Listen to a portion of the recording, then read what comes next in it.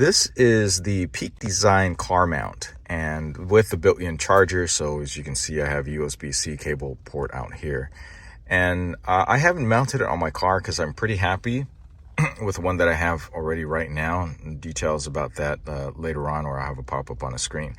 The problem that I have with this is that even though this was a ball mount, this ball mount was not designed to be removed. So I can't actually take it off and use it with another different mount like I did over with the one that I currently use right now.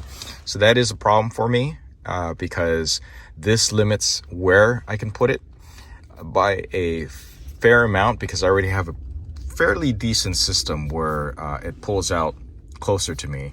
Whereas for this, I'm going to have to reach out further to the phone. And whoever designed this obviously designed it with their cars in mind. And so as far as mounting points, there aren't really any good ones here in my Subaru. And I think that they used the BMW. I don't know. Anyway, so this isn't going to be the one that I'm going to be using primarily. There could be some places where I mount, but it's not going to beat what I have going on right now. It's a real shame that this was not designed to be removed or removable so that I can use my own arm versus using what they have going on over here. Also, it's kind of expensive for what you get. I'm sure it's probably going to be a stronger mount. It's probably going to be engineered and built better. I mean, it's all aluminum all around, but where it matters, it didn't do quite the same job as my $20 one over here.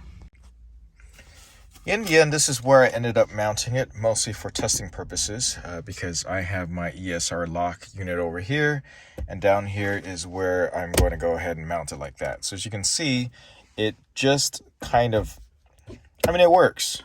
And it's down here, it'll charge, the magnet is strong, it feels stronger than the one from the ESR, but that's also because it's using Peak Design's own case. So that works out pretty well. I can do that orientation, or I could do this orientation as I'm driving. And this way, it is actually closer to my hand when I naturally keep my hand down here on the shifter, even though this is not a stick. It does work down here. I managed to mount it up there like so. And, it's a little bit more discreet.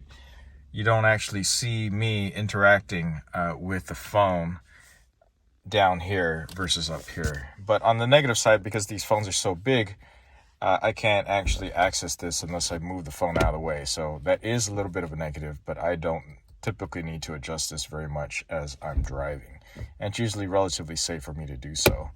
So in the end, this is not something I'm going to give a hard recommend to everybody. Now, if you're okay with the price and you're also okay with the way it mounts and the mounting mechanism that is provided, that is non-adjustable, non-removable, then this one might work out well for you. But at $80, I could easily buy 4 of the ones that I use, and that's the ESR MagLock or MagSafe unit. I'll have a link down below for that, as well as a link to the video review of that unit.